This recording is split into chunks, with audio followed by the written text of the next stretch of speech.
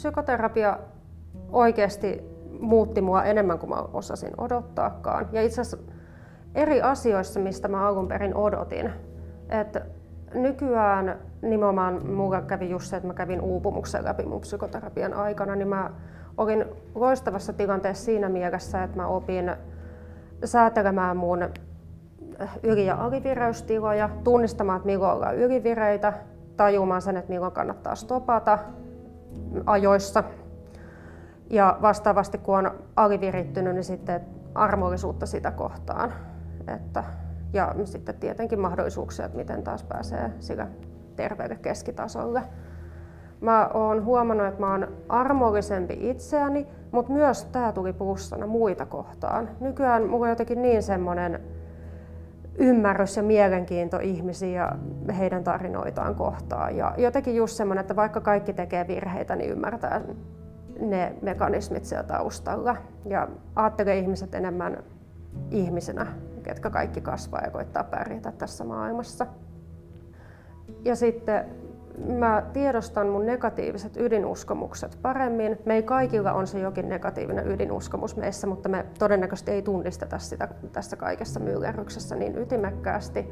Niin mä tajuan, että ne on vaan ajatuksia, ne ei ole totta. Ja kun mulla herää ajatukset sen mun negatiivisen ydinuskomuksen ympärillä, niin sit mä osaan kyseenalaistaa niitä, toimia sitten paremmin, että se olo olisi enemmän siedettävä sen tunteen ympärillä.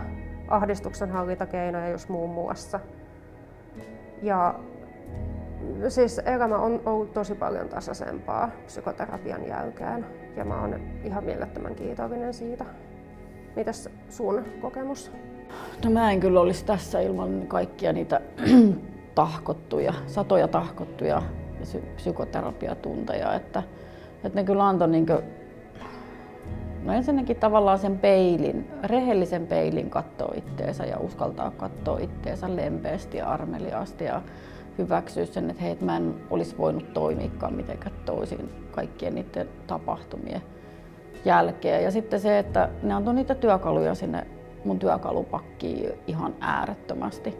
Eli just kaikki nuo, mitä sä mainitsit, eli ahdistuksen ja paniikkihäiriön kanssa elämisen, ne ei ikinä varmaan hävii, se reaktiivisuus niihin, mutta ainakin mä tiedän, mitä mä voin niiden kanssa tehdä. Ja sitten se masennusherkkyys, että mä tunnistan itsessäni niitä piirteitä ja toimintatapoja, jotka ikään kuin voi viedä sille masennuksen polulle. Ja ne on jo niitä isoja työkaluja. Mä yritän löytää ennemmin ratkaisua aina siihen, että kun alkaa tuntua siltä, että hei, nyt tää on tuttua tai nyt alkaa tuntua tuttuja tunteita tai tulee ahdistus tai paniikkihäiriökohtaus, niin kyllä ne löytyy sieltä työkalupakista, mitä mä silloin terapiasta olen saanut. Niissäkin kohdissa, kun monta kertaa terapiasta tullessa tai terapiaan mennessä, niin oli niin kipeissä kohdissa niissä käsiteltävissä elämänvaiheissa, että olisi halunnut luovuttaa, että olisi halunnut lähteä etsiä se tuttu tapa toimia, eli juosta karkuun.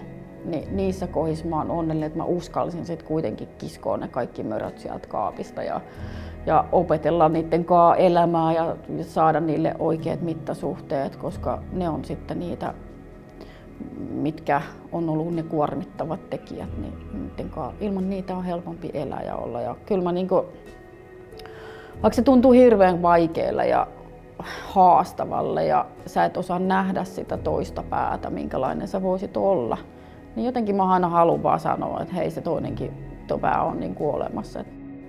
Psykoterapiahan, jos se kestää sen 3 vuotta keskimäärin, niin siinä ei todellakaan joka ikinen kerta tule suuria elämän oivalluksia, vaan siinä on todella paljon mahdollisesti ajanjaksoa, milloin tuntuu, että mikään ei etene ja mikään ei onnistu ja teenkö mä tätä ihan turhaan, niin mä itse kokisin, että mulle saattoi tulla sellaisia ajatuksia, kun mulla on tämmöistä suorittajataustaa, että mitähän toi terapeuttikin nyt ajattelee, että onko mä jotenkin ihan huono potilas kuin tämä asiakas, anteeksi, että kun mä en ikinä, että aina ei tule jotain suuria oivalluksia, mä en selkeästi kehity mihinkään suuntaan ja mulle tuli siitä paineita. Niin yleensä ihminenhän miettii näitä just päänsä sisällä eikä jaa näitä ulospäin, että no et koet sä, että mä oon huono asiakas tai mitä mä teen sun mielestä väärin, mutta sitten mä tajusin sen kohdan, että hei, että mä luotan tohon terapeuttiin, hän on aivan ihana.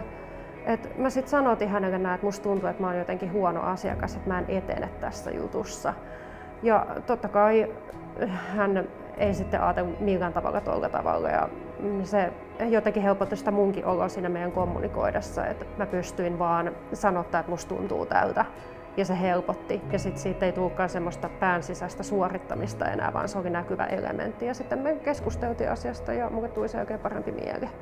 Niin, toipuminenkin on aika ajoin tuntuu työltä. Niin että se nyt voi joka viikko, se on se hillittömän raskasta, jos sun pitäisi joka viikko kehittyä johonkin. Kyllä pitää välillä olla suvantovaiheitakin ja antaa itselleen vähän niin kuin rauhaa siinäkin kehittymisessä.